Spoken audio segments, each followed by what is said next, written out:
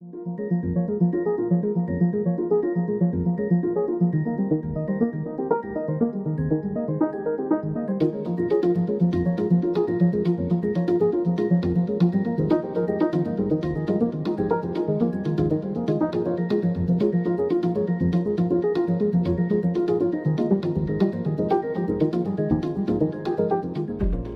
would arrive to that facility, we would like to know how much material they have, what have they done with it, and we want to verify that the information that they declare to us or that they report to us is indeed the truth.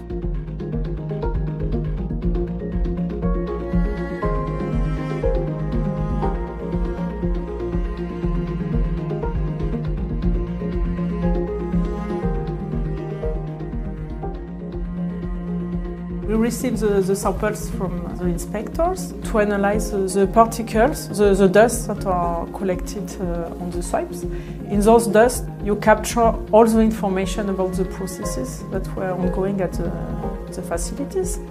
And we send the results to the evaluators, and they are able to compare the results to the declaration.